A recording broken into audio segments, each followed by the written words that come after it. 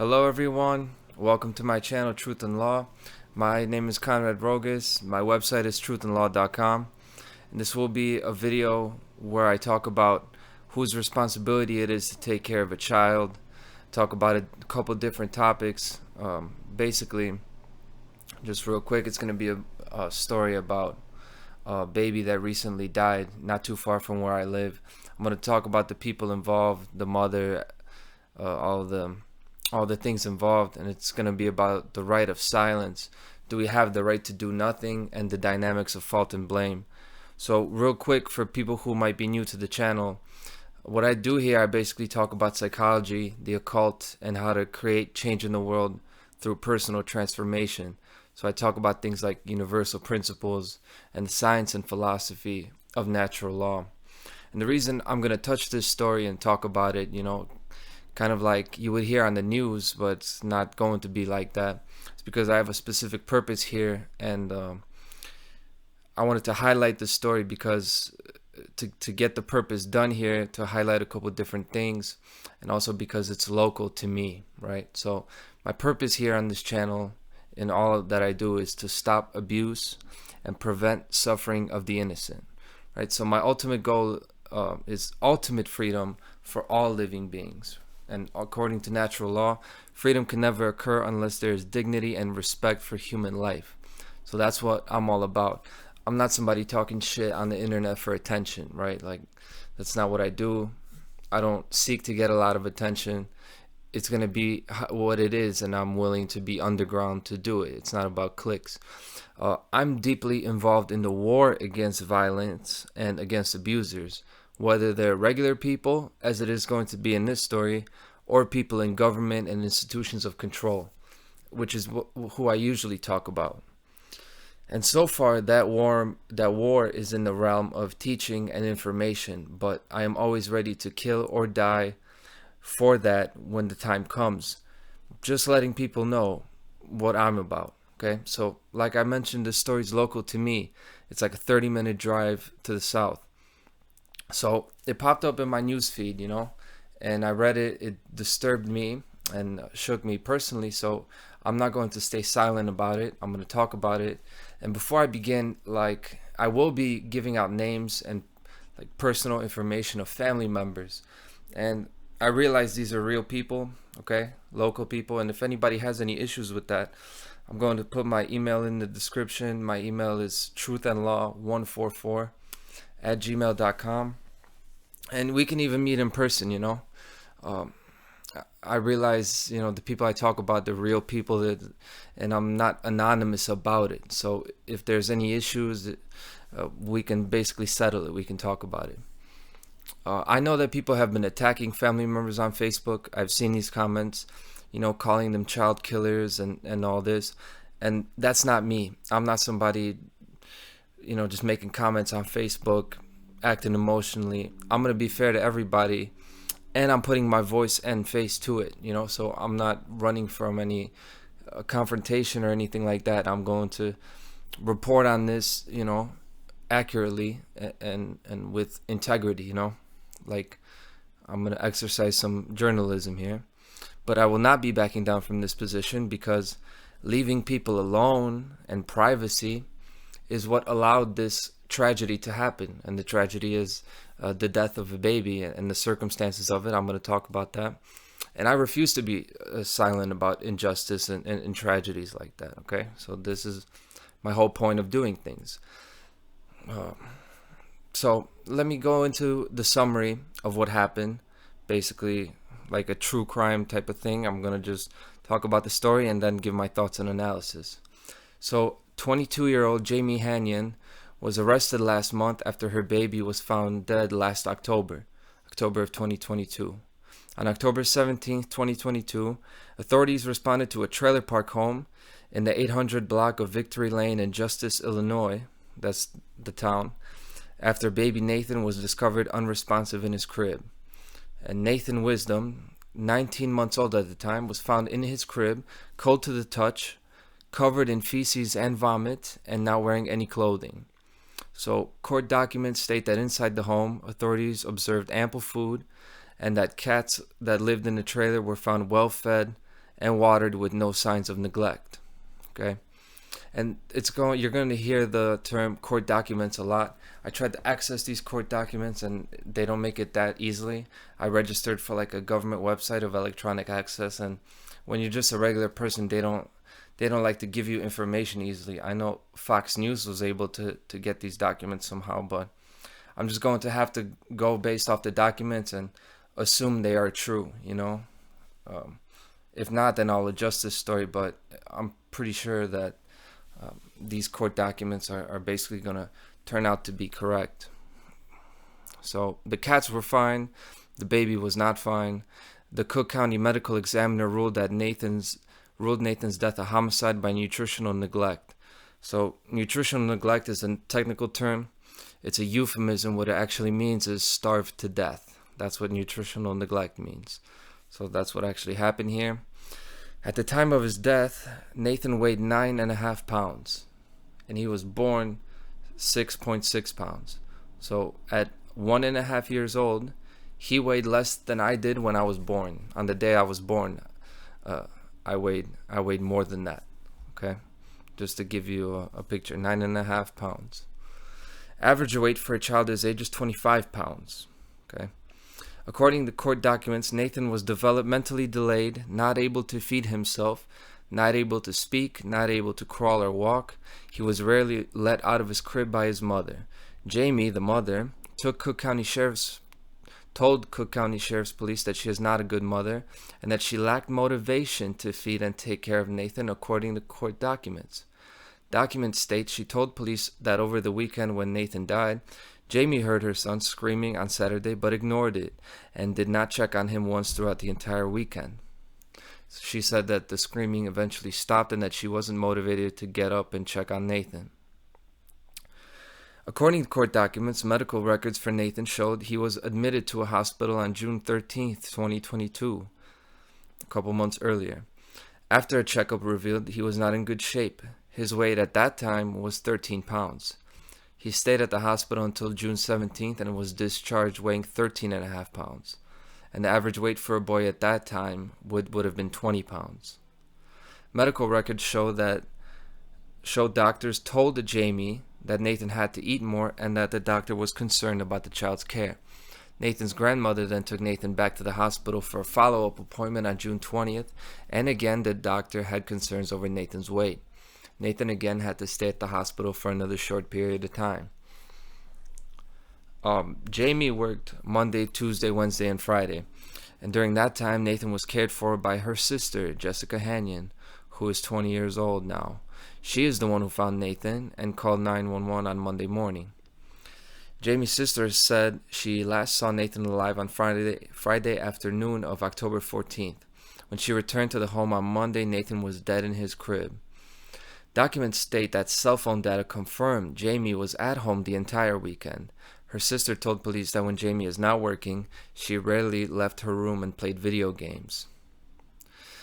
So that's the extent of the public information available. That's basically what I've been able to find. Most of it is from news articles, like the main one by Fox, and all these articles essentially say the same thing. I attempted to access the court documents they kept referring to, but was not able to. Now, I'm going to talk about the family members and the psychology. This is what I usually do. I talk about human psychology, human behavior. And all of this is personal research from information posted by them publicly on social media. So I'm not giving up any private information really. It's all been publicly posted. That's all I'm going to talk about from what they have said and from what I've been able to piece together. So first, of course, you got Jamie Hannion, the mother.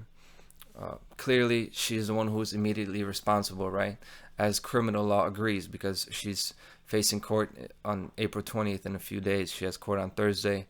Likely will be sentenced to 20 plus years, and then nobody's ever going to talk about this again. And there are so many stories like this. I just happened to stumble upon this because it's not too far from my house.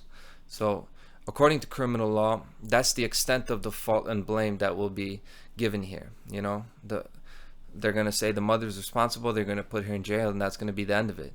But is that the only person who's responsible? Are we just going to let that blow over? Under natural law, there's a lot more fault and blame to go around. And that's what I talk about is natural law. That's what I teach. So let's start at the center and work our way out and talk about everyone involved and get to the causal factors. And then I'll talk about Jamie again at the end.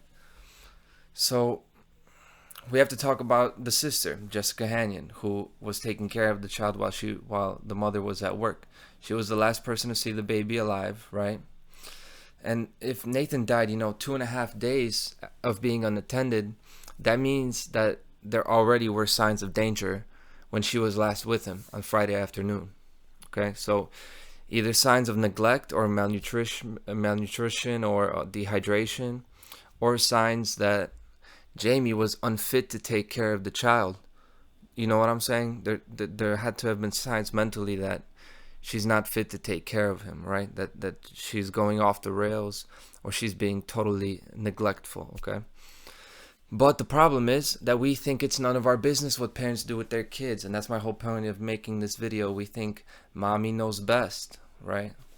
So people think, who am I to get between a mother and her child? This is what we think. Also, granted, she was 19 years old at the time.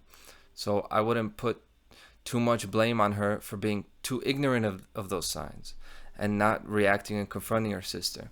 But without a doubt, she shares blame here. No prosecutor is going to prove that. But she saw that baby 4 times a week. So she was aware of that deplorable mental state that her sister was in at the time. Okay, and if you agree to care for a child, even partially, even look after him for a few minutes, you have the moral obligation to step in if you see abuse and neglect. You take that burden on. If you know something's going on, you have to say something. You can't just cover your ears and eyes and ignore abuse, even if you never asked to be involved, right? And criminal law doesn't recognize that. You can't go to jail for that, but natural law does. If you find out a child is being neglected or abused, it's not that you should do something, you have to. You have to do something. It doesn't matter if you're 19 or 17 or 60. If you can understand the words I'm saying, then you're responsible for stopping child abuse if you find out about it. Okay?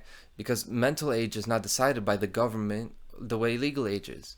It's not that you just get a license and you're mentally an adult. Mental age is decided by the level of capacity for understanding. Okay? So if you have the capacity to understand these things, you're under that law, you have an obligation to do something. You have the responsibility to do something. Speaking of responsibility, let's talk about Damien Wisdom, the father of Nathan, the father of the baby. Now, it seems like they were separated, Parents separated is nothing new.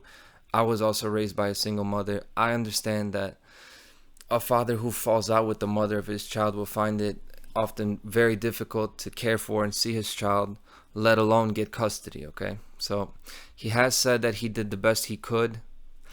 It appears he was living in a different state.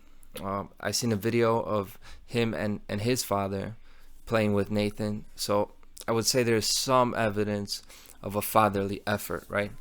And in the end, that relationship, what happened, only him and Jamie know for sure. So I can't put that kind of blame on him there. But what I can blame him for is deciding to have a child with such a low quality person. When Nathan was conceived, when they had the baby, he was 22 years old.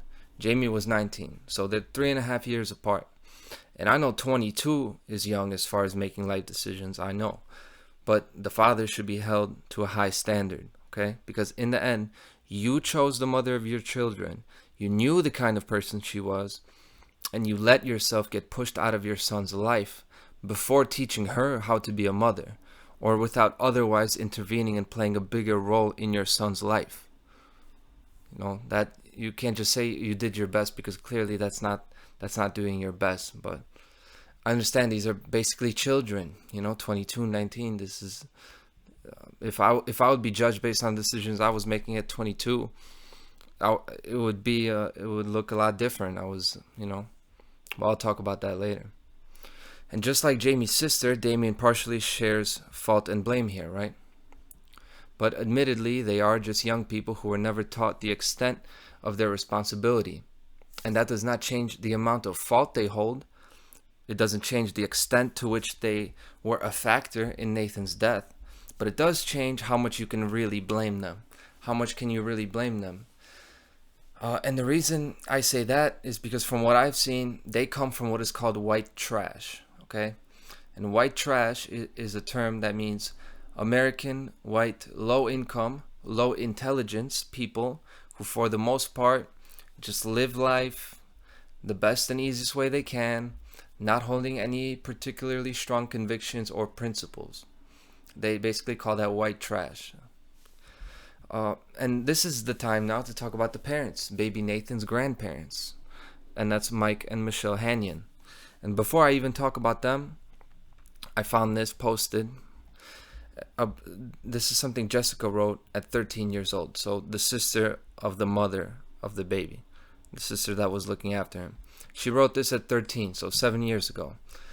And there's a point of reading this. I'll talk about it after. I love my family. I am sorry for anything I might have said that hurt you guys in the past. I don't like it when you guys are sick, mad, sad, unhappy, and feel unloved.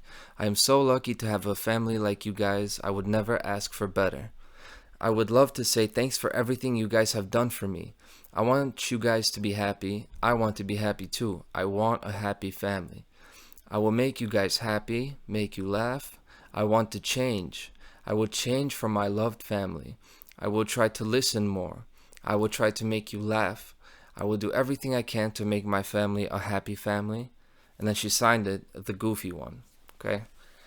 And the reason I read that, I point that out, is to make the point that nobody's born a bad person. Right? Neither was her sister Jamie. She wasn't born a bad mother, a neglectful mother. Children are born with the desire and willingness to be better, to make their parents happy. And you see the proof of that right now. You know, that's a 13-year-old's thoughts right there. And it's what is done to them and the experiences that kill that within them and kill that will and desire. So as I go from talking about the children to talking about the parents, that's my point I'm making here, is these aren't inherently bad people. It's what makes them like that. So I know parents cannot be blamed for Jamie's free will choices, right? If they weren't there in the trailer that weekend, then ultimately you can't fault them, right? It's not their fault. But, well, Jamie's mental condition could have deteriorated quickly. You know what I'm saying? So they could have been doing all the right things they needed to do, and all of a sudden the girl snaps, and all of a sudden she just stops taking care of her kids the way addicts will go put their baby in the microwave. You hear these stories all the time. Somebody's mental condition could deteriorate fast. So I will stop short of calling them bad parents who raised a child killer, right? I'm not gonna go there. I can't accuse them of things where I don't know for sure, right? So I'm not gonna do that, but here's what I do know. Jamie's mother, Michelle, Nathan's grandmother, took her grandson Nathan to the hospital on June 20th, 2022 for that follow-up 3 days after they released him weighing 13.5 pounds. And apparently, the doctor restated his concerns about the baby's health. Then, presumably, she watched Nathan go right back into the arms of her daughter, in whose care he weighed 2/3 of what he should be weighing, 2/3 of the average. 13 pounds at that point is off of the charts. It's below the charts. It's in the 1 percentile. That means 99% of all children in the whole world weigh more than that at that time. And her husband have 4 children. They should know better. You know what I'm saying? As grandparents, they're supposed to know better, not only to recognize the danger and to intervene, but to prepare their own daughter for motherhood.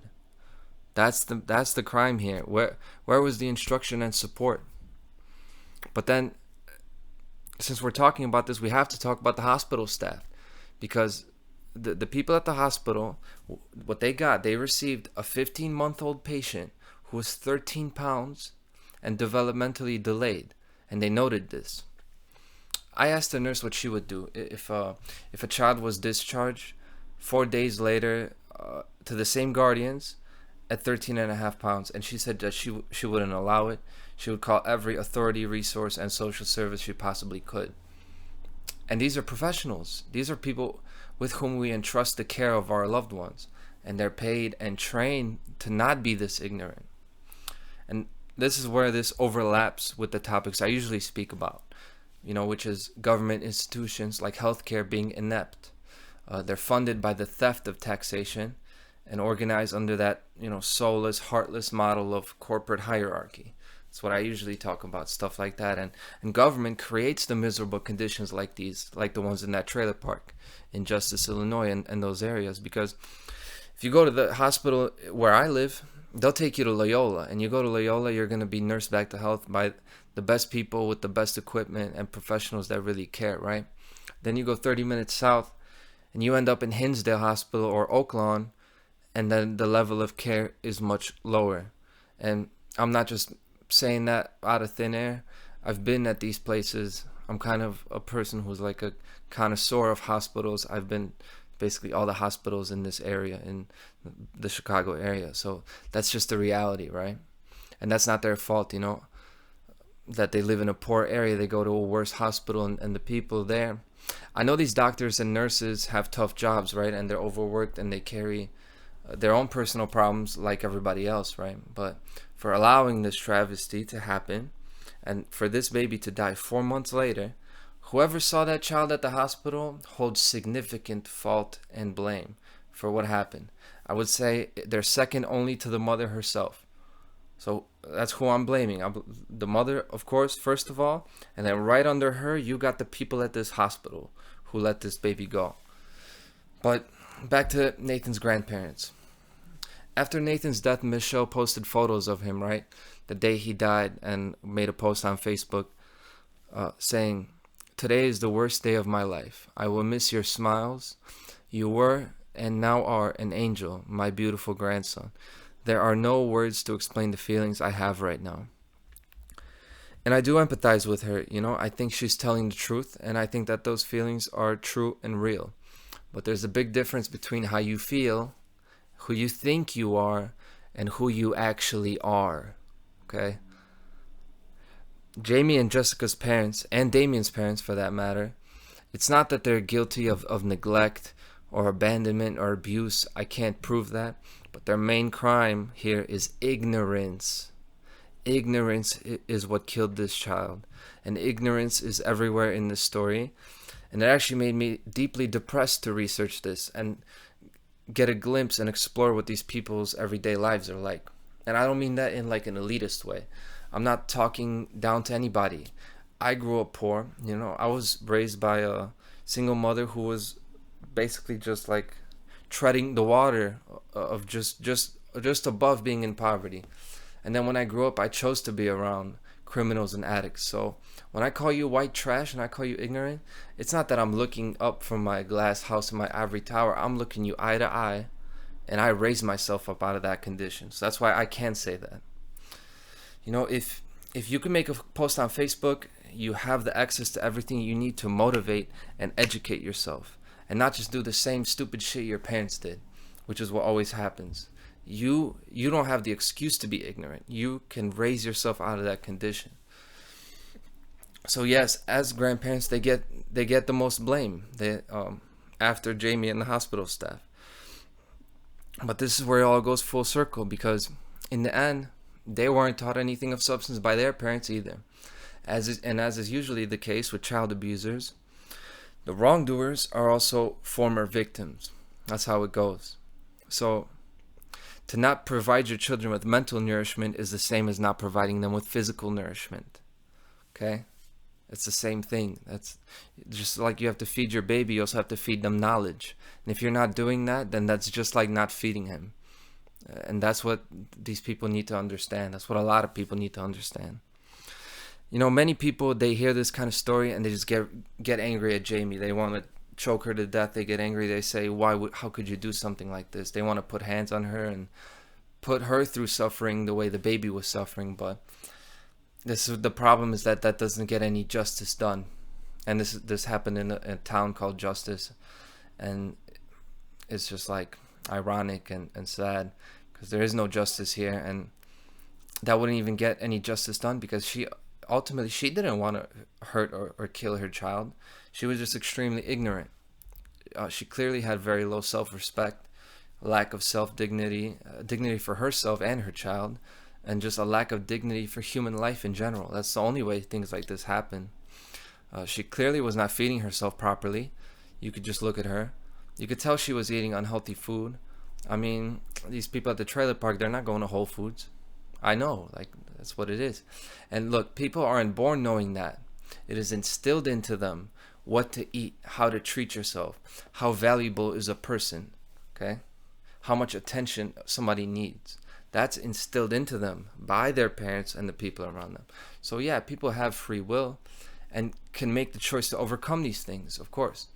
But when you are in that low state, both physically and mentally, how it usually goes is garbage in and garbage out. That's what happened here. And also, I have to mention this aspect too, and I have no proof of this, but it just seems like there were drugs involved here. Because to hear your child screaming for days and not check on him suggests to me either you're a psychopath or there's hard drug use there, because otherwise I think the motherly instinct would kick in. I think this is like hard drug use happening here, like probably crack or something like that. Addiction can turn well-meaning people into bad people, you know. I was one of them. I'm a former addict. I experienced it firsthand. And I would estimate that the vast majority of the people in that trailer park are addicted to something, or, you know, at least abusing drugs and alcohol. And if that is the case, that doesn't excuse the behavior. It only will worsen the issues and complicates how you can get justice done about it. It compounds the ignorance. It just makes it that much worse. But the solutions here are simple, and they've always been simple. It's just nobody wants to do it.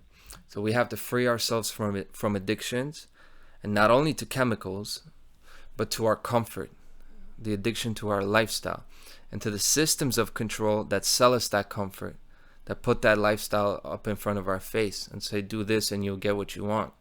And we have to stop tolerating ignorance and aspire to be more knowledgeable and more intelligent. We have to have the courage to step in and fight for what's right. We have to stop being afraid of confrontation, afraid of unpleasant interactions. We have to learn natural law, and that we can never be free unless we are true, morally good people. And we have to sacrifice, because the generations before us did not sacrifice. They were just chilling. So because of that, we don't have the luxury of chilling now. Chilling is done. There is no relaxing and chilling. Those times are gone. And just doing whatever we want. We are now in a time of war, because evil people run this world. And if we don't fight back, there is no future. And future children will have the same fate as Nathan Wisdom and worse. Trust me. You could research this, what they do to children. It's going to be worse. So to conclude, the topics I wanted to talk about using this story is, whose responsibility is it to look after children, and whose job is it to teach and educate people in general? Well, it's not just the parents, it's not just the schools, and it's not the government. It takes all of us. Okay? I used to think that everybody has the right to do whatever they want and basically be left alone, and they could just do whatever they want. And I was wrong about that. I learned what free will truly is. And every individual is 100% free and has the free will to do whatever they want. But natural law is the omnipresent force of justice in the universe. And freedom exists when freedom is what we choose. But we've chosen to let people turn into self-haters and abusers. And we've chosen to stay silent about violence against children. So it's our job to do the work now. It's time to do work and choose to be good people, and choose not to be ignorant, and choose not to be cowardly and lazy. So it's everyone's job to take care of children and to raise them and to teach them, everyone. Now, that message has reached me, and over time, I thought about it, I struggled with it, and I accepted it. So now I carry that cross on my back now, proudly and happily, okay? I'm not running from that mission. Now that message has reached you, so it's your job now. Okay? It's on you now to fight back against evil. Nathan is crying in the crib right now. That's the call. And you hear him, and you know that he needs you to get up and sacrifice your time to care for him and feed him. And if you choose to do nothing, you are just like Jamie. You are right next door to these people, and time is running out. So here's my final message. This is a story of extreme depravity, right? This is a pretty extreme story given the details and circumstances. But don't make the mistake of thinking that this is something rare. This happens a lot, and most of the families in this country think and behave similarly to this family. No strong principles, just getting by, just living for themselves. And this may even be your family, because if you're honest with yourself, the only thing separating most Americans from being white trash is just being born into having slightly more money, slightly better resources, and slightly more knowledge. If you choose to do nothing, you're gonna wake up one day in the trailer park and realize this is you now. And if and when that happens, this message will no longer be there. Nathan will take his last breath, his heart will beat for the last time, and the world will be in eternal slavery until the earth chooses to wipe this species out. That's what's going to happen if we stay silent. That's where the world is heading. The story's a warning sign. This is coming. Everybody's going to experience this as a result of the choices we are continuing to make and continuing to be silent about it. And I will never submit to that outcome. That's not going to happen on my watch. That's why I will fight, and I vow to refuse resting after death until the mission of love and freedom is complete.